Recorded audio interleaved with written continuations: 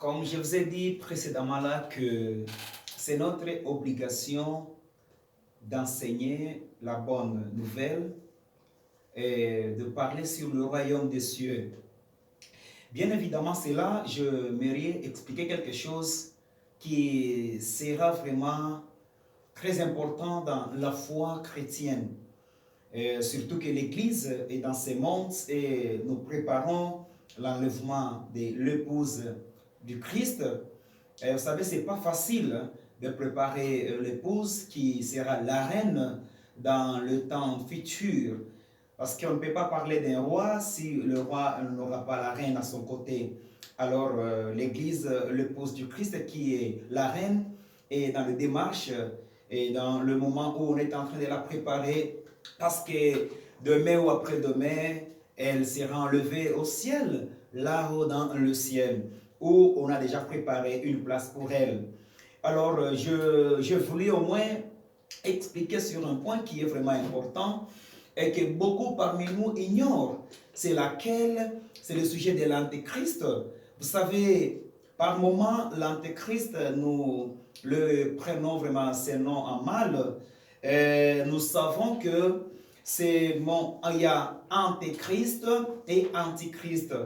Antéchrist, il est celui qui est venu avant Christ, et l'antichrist, c'est celui qui est contre Christ. Alors, c'est un peu la différence. Mais dans le bon sens, c'est comme un Jean nous décrit que par le moment, il y a des antéchrists, ce sont des personnes qui sont sorties au milieu de nous. Ce sont des antéchrists, oui, bien évidemment. Et les personnes qu'on priait, qu'on partageait la même foi, mais aujourd'hui, ils ne sont plus avec nous, ils sont allés faire autre chose, ils renient le nom de Jésus-Christ, et on les appelle aussi les antéchrists. Mais je vais expliquer sur le nom antéchrist, je vais parler sur l'antéchrist, celui dont tout le monde est en train d'attendre.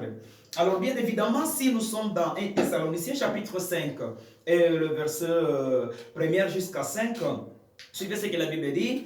En ces jours-là, qui concernent le temps et le moment, vous n'avez pas besoin de frères et sœurs quand vous écrivez à ce sujet. En effet, vous avez bien vous-même que le jour du Seigneur viendra comme un voleur dans la nuit. Quand les hommes diront paix et sécurité, alors une ruine soudaine fondra sur eux comme le douleur sur la femme enceinte et n'y échapperont pas.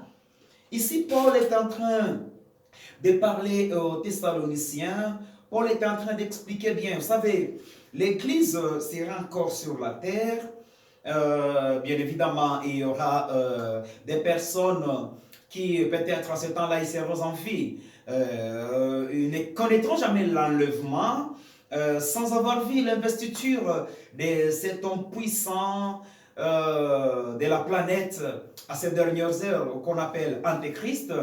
L'Antéchrist, ce n'est pas un démon, ou bien le diable comme vous le connaissez. C'est une personne qui naîtra dans l'une des familles. Il aura aussi un père, il aura aussi une mère et une famille derrière lui. Et à un moment donné, il prendra le relève de ce monde entier comme nous le connaissons. Vous savez, dans la Bible, le livre de l'Apocalypse, c'est un livre codé qu'on appelle Apocalypse, le chapitre, si vous êtes au chapitre 17, oui, au chapitre 13, le verset 1 jusqu'à 8, là, vous verrez qu'on est en train de nous parler de la bête, parce que nous devons être quand même à la loupe de la parole. La Bible dit au verset 2 de l'Apocalypse, la bête que je vis semblable à un léopard, waouh, qui semblable à un léopard. La bête ici, si vous êtes au premier verset, puis je vis monter de la mer une bête qui avait 7 têtes et 10 cornes, et sur ces cornes 10 diadèmes, et sur ses têtes des noms de blasphématoires. La bête que je vis semblait à un léopard sur pattes et était comme celle d'un ours, et sa gueule comme une gueule d'un lion. Je vais d'abord m'arrêter par ici. Dans l'épître au 1er Thessaloniciens, Paul est en train d'écrire quelque chose que nous, c'est-à-dire, lorsque les mondes diront paix et sécurité. Je vais expliquer là-bas. Vous savez, l'Église connaîtra l'investiture de cet homme puissant qu'on appelle Antéchrist, et il sera comme un super président mondial. Lorsque nous suivons le chronologique, les heures prophétiques, nous allons nous rendre compte que à ce temps-là, le pouvoir peut-être quittera le pouvoir donc américain, peut-être que les États-Unis, mais ça peut retomber aux Occidentaux, comme nous voyons l'Union européenne. Oui, nous savons tous que l'Union européenne actuellement, c'est l'union de 27 pays, mais dans la Bible ici, nous savons que l'Antéchrist sera accompagné par cette montagne. Mais je veux bien expliquer les choses que la Bible est en train de nous parler là-bas. On ne peut pas parler de l'enlèvement de l'Église tant qu'on n'a pas encore vu l'investiture de l'Antéchrist. Parce que lorsqu'il viendra dans ce monde comme un super président mondial, vous savez ce qu'il va faire? Nous sommes dans Daniel, le chapitre 9, et si nous sommes au 27e verset, là on va nous parler que cet homme puissant dans ce monde, il traitera une alliance, une solide alliance avec plusieurs là, c'est beaucoup de pays, ce sont des nations. Il conclura une alliance très forte avec toute l'humanité pour une durée, et sa durée sera de 7 jours, et 7 jours qui vaut une semaine. Et n'oubliez pas que un jour devant Dieu, un jour prophétique est égal à un an. Donc ici nous avons l'affaire de 7 ans. Donc une semaine là, c'est le 7 ans de la tribulation. Vous savez, lorsqu'il va conclure son alliance, le 7 ans sera divisé en deux. Nous avons le 7 jours qui sera divisé en deux, comme la Bible le dit dans le livre du prophète Daniel, le chapitre 9, le 27e verset. Il est dit là-bas que lorsqu'il conclura l'alliance d'une semaine avec plusieurs, bien sûr, au milieu de la semaine, il va rompre cette alliance. Ah là, quand même, tout le monde connaît, il va rompre cette alliance. C'est alors que nous allons partir à la dernière partie de la tribulation. La première partie, ça va introduire vraiment son hypocrisie. Et là, nous sommes vraiment dans l'Apocalypse chapitre 6, l'ouverture du livre à 7 sceaux. Et là, nous rencontrons le 6e verset, à l'ouverture du premier sceau. Nous rencontrons vraiment à ce chapitre-là, le chapitre 6, la Bible dit que je vis un ange, et je vis un homme, un cheval blanche, et celui qui l'est monté, celui qui était assis sur ce cheval blanche, était habillé en blanc, il y avait une couronne, il avait un arc comme instrument de guerre. Et bien évidemment, ce n'est pas Christ qui sera sur le cheval blanche. Il représente l'Antéchrist. Son investiture dans ce monde sera pareille, j'explique bien, pareil à un bienfaiteur. C'est-à-dire, juste le symbole de cheval blanche, cela représente, il viendra avec la paix, il va présenter la paix comme s'explique vraiment dans le 1 Thessaloniciens chapitre 5. Il va disposer la paix à toute l'humanité, oui. Il mettra vraiment la paix partout. Il n'y aura pas de guerre par-ci par-là. Il n'y aura pas de famine. Et là, on va passer à la nouvelle ordre mondial. Il y aura une monnaie qui est circulatoire partout dans le monde. Et il n'y aura pas vraiment de difficultés.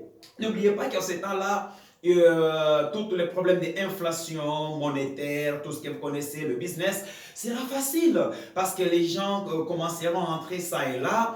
Et les gens vont oublier pendant 3 ans et demi que vous connaissez. À la moitié de la semaine, c'est maintenant où il va rompre l'alliance avec ceux plusieurs-là qui sont les autres pays. Et vous savez, cet homme puissant que le monde connaîtra à cette époque, qu'on appelle l'Antéchrist, ou qui est la deuxième bête, comme on peut le dire dans le livre de l'Apocalypse, parce que la Bible l'appelle une bête qui est sortie de la mer, parce que dans l'Apocalypse, nous avons trois bêtes. Nous avons le diable qui est le dragon, c'est dans l'Apocalypse chapitre 12, le verset 9, vous allez vous rendre compte que la femme qui était en travail de sa grossesse, le dragon va se poster juste en bas pour récupérer l'enfant qui devrait naître là. Et vous allez comprendre que l'enfant là a été enlevé jusqu'au ciel là. Là, je parlerai peut-être un autre jour qu'il s'agit de cet enfant. Et je vous parlerai maintenant de la femme. Et la femme là,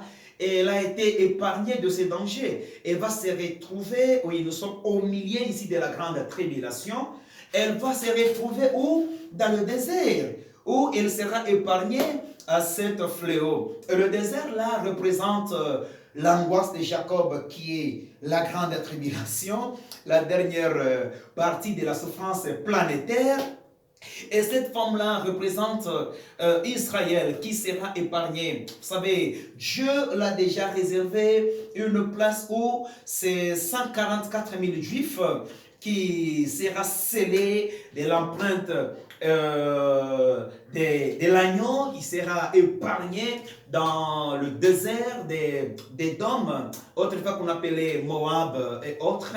Alors il sera réfugié là-bas dans une ville appelée Pétran, et Dieu lui-même le protégera afin de ne pas vaguer à la grande tribulation avec cet homme méchant qui va couronner le monde avec sa toute puissance. Et ici, j'essaie de méditer, je me suis rendu compte que lorsqu'ils seront épargnés là-bas, ils seront protégés pendant 3 ans et 6 mois avec tout le plaisir que Dieu frappera la terre aussi avec le jugement apocalyptique. Vous savez, dans la Bible, nous avons les 3 jugements, les 3 grands jugements apocalyptiques qui se passera ce temps-là. Et l'Église n'est pas dans ce monde, dans ce temps, l'Église est au ciel. Vous savez, dans ce monde, il y aura 7 ans de tribulation, mais l'Église est au ciel. Et là, ne dites jamais que là, au ciel, il y aura aussi 7 ans. Non. Les heures, le minute, les jours et la nuit, les années, se passent parce qu'il y a le changement des heures, oui, parce qu'il y a le changement chronologique. Nous avons le soleil, nous avons la lune, et nous avons le temps qui se diffère par rapport à ces choses. Au ciel, on ne peut pas compter. Et lorsque l'Église est déjà au ciel, sur la terre, il y a ce qu'on appelle la grande tribulation. Il y a la tribulation de 7 ans. Alors, je parlais tout au début que l'Église verra l'investiture de cet homme puissant que le monde n'a jamais connu, qu'on appelle l'Antéchrist. C'est lui la bête qui sortira de la mer. Vous savez, l'Apocalypse nous parle des 3 bêtes. Nous avons la première bête, c'est Satan lui-même. Le dragon ancien qu'on appelle Satan, nous sommes dans l'Apocalypse chapitre 12, le verset 9. Nous avons le second, c'est la bête sortant de la mer. Ici, nous voyons directement, c'est clair, c'est l'Antéchrist, la mer, le zoo. Le zoo représente, nous sommes dans l'Apocalypse chapitre 17. Ici, le zoo représente les langues, la foule, la population. Bon, si nous voulons aller trop loin, on peut parler aussi d'un gouvernement mondial. Parce qu'on ne peut pas parler d'un gouvernement mondial tant qu'il n'y a pas les hommes. Ceux qui forment le gouvernement, c'est les hommes. Alors, le super président mondial, qu'on appellera à ce temps-là l'Antéchrist, il sortira de l'Union, par exemple, Union européenne, oui, il sortira de ces gouvernements. Donc, il sortira du gouvernement mondial. Alors, cet homme puissant que le monde n'a jamais commis sur la planète Terre, il dirigera le monde pendant 7 ans. Et les 3 premières années, les 3 ans et demi, ça sera vraiment les 3 ans de paix. Vous savez pourquoi? Parce qu'il n'y aura plus encore de guerre. Comme aujourd'hui nous avons le problème des Israélites avec le Palestinien. C'est une guerre qui est vraiment confidentielle. Une guerre qui est vraiment politico, mais prophétique. Celui qui mettra fin à ce guerre, il sera l'Antéchrist avec son hypocrisie. Pourquoi? Bien évidemment, parce qu'il va réunir le peuple arabe tout autour d'Israël, ceux qui combattent, vous savez, sur l'esplanade du temple là, en Jérusalem, la capitale de Jérusalem et de la capitale juive, il va résolu ce problème pour la construction du troisième temple qu'on appellera le temple de l'Antéchrist. Et vous savez, il va construire le temple là-bas. Après avoir traité l'alliance avec eux, il va mettre la paix. Oui, il va semer la paix partout. C'est alors que le monde pensera vraiment que celui-ci c'est un Dieu. Parce qu'il y a des problèmes non résolus depuis que le monde avait commencé. Mais lorsque lui il est venu, il nous a donné la paix. Il n'y aura plus de famine comme on est en train, des difficultés, on est en train de se lamenter jour et nuit. À cette époque-là, il y aura la paix. C'est alors que Paul va parler dans l'épître aux Thessaloniciens. Il dit ceci: lorsque les mondes diront paix et sécurité. Waouh! Ici, paix et sécurité, c'est-à-dire il n'y aura pas de guerre ni de famine. Et tout le monde sera dans la paix. C'est alors qu'une ruine soudaine le surprendra. C'est-à-dire l'Église, il verra l'investiture de l'Antéchrist. Et à un moment donné, on verra comment il va organiser son gouvernement mondial. Après cela, c'est ainsi que l'Église verra cela et le monde sera vraiment bouleversé par rapport à ce qui va se passer à ce temps-là. Les gens vont oublier que Christ reviendra. C'est alors qu'une ruine le surprendra, c'est-à-dire ceux qui seront dans la distraction, et ils verront comment l'enlèvement va se passer. Ici, je vais épingler une chose. Jésus, avant sa mort, il va nous parler des 10 vierges et les 5 folles et les 5 sages. C'était pendant la nuit que les 5 sages avaient déjà préparé leur lampe. Et oui, il y avait de l'huile à l'intérieur. Les faux et les folles, oui, les 5 folles, ils vont rater l'enlèvement. Lorsque l'époux va venir, ils vont entrer avec avec le 5 qui était, le 5 vierges qui étaient vraiment souples et qui gardaient leurs choses. Vous savez, lorsque vous conservez la sainteté, vous verrez que lorsque Christ viendra à sa manière, quel que soit le temps, et vous serez surpris et vous partirez. Et nous, on partira vraiment dans les premières heures. Et le 5 folles là représente vraiment Israël, représente vraiment Israël qui est dans la folie, qui a oublié que le Messie était déjà venu et ils attendent la seconde venue. Et vous savez quoi ici? Lorsque l'Église connaîtra son enlèvement, les 5 folles ici représentent Israël, je vous parlerai peut-être dans d'autres vidéos, mais l'Église lorsqu'elle est déjà au ciel ici, après avoir vu l'investiture, il y a ceux qui seront dans la distraction, ce sont les 5 folles qui vont rester, et ceux qui seront prêts comme nous par exemple, et nous allons partir au ciel avec Christ.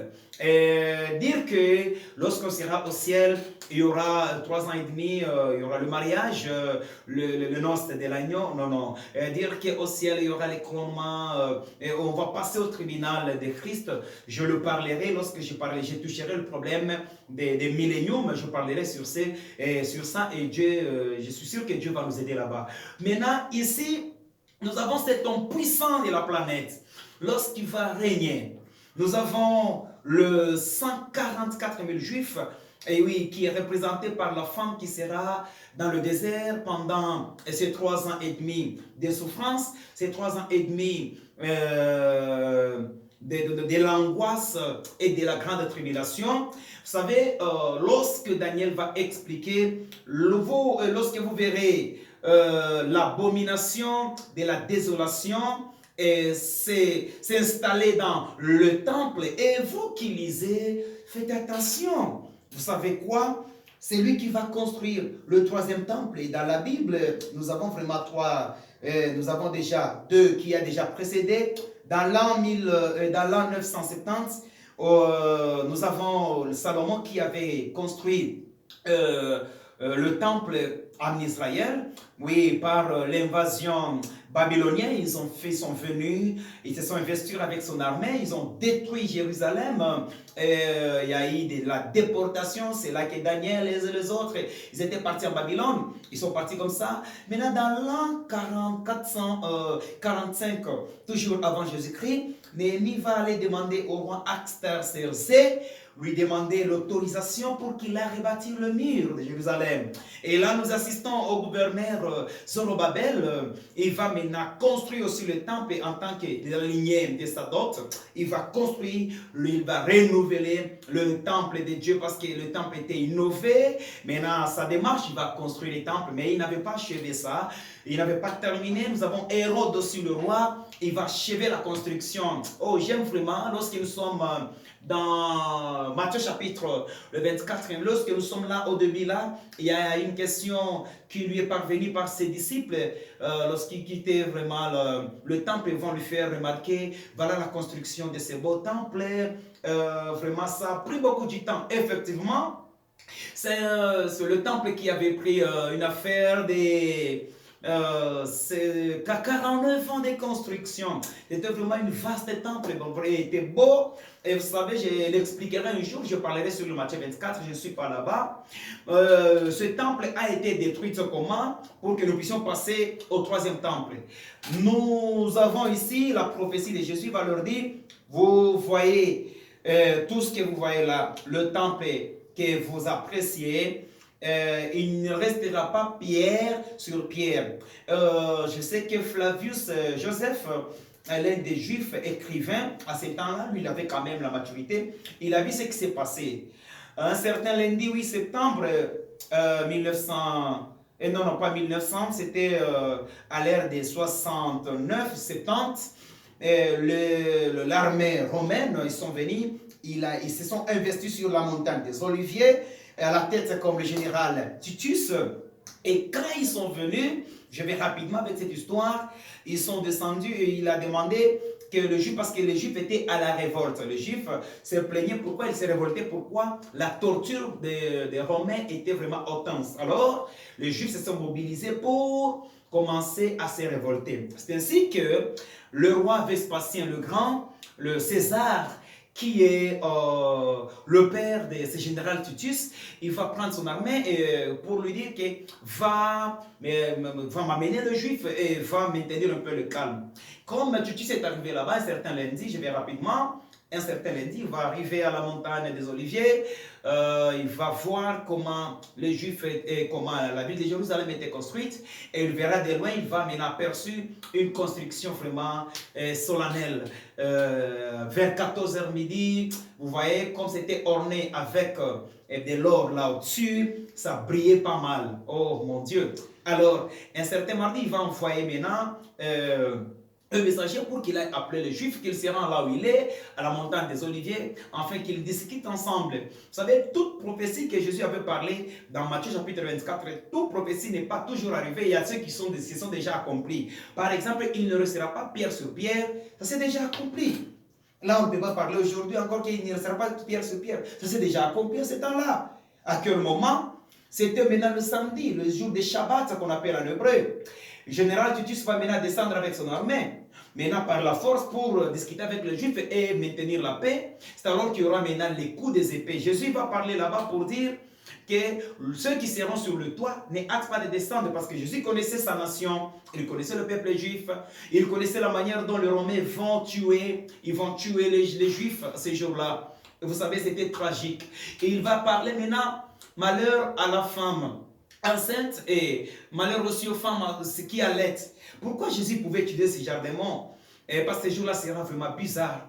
Et si ce n'était pas abrégé, personne n'allait surmonter cela. Vous savez, le dernier jour, le samedi Shabbat, lorsque les soldats romains sont descendus dans la ville, alors ils ont détruit, ils ont tué, ils prenaient maintenant le glaive et divisaient le ventre des femmes enceintes. C'était les enfants qui sortaient de leur ventre, ils jetaient les enfants au mur, jusqu'au point où de tuer ceux qui étaient sur le toit. Ils voulaient descendre et il y avait les coups de flèches qui entraient dans leur corps. C'était vraiment bizarre. Ceux qui étaient dans le champ, lorsqu'ils voulaient fuir, c'était bizarre. À ce temps-là, maintenant, ils vont maintenant allumer le temple. Le rideau qui était dans le temple sera allumé en feu petit à petit. C'est maintenant que tout le temple sera rempli par le feu. Et vers 14h comme ça, c'est ce qui s'est passé. La prophétie, il ne restera pas pierre sur pierre.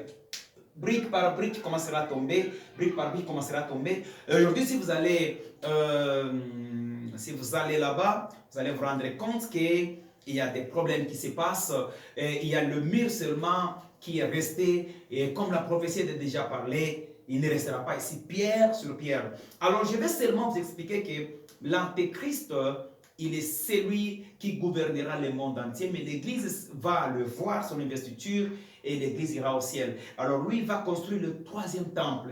Et son troisième temple, c'est là où il va s'investir, donc à la toute dernière minute de la première tribulation, juste à la fin, il va maintenant prendre le relais de la dernière tribulation, 3 ans et demi, et là, il va maintenant s'installer dans le temple comme Dieu, adorez-moi. Voilà, et je sais que ça va vous plaire cette vidéo. Partout où vous êtes, écrivez-nous sur prophète Ruben Kalala, écrivez-nous sur YouTube et allez sur Facebook, écrivez-nous s'il y a des questions et Dieu va nous bénir et c'est pour vous. Et n'oubliez pas de liker votre signe de cloche, n'oubliez pas de vous abonner. Que Dieu vous bénisse. Merci.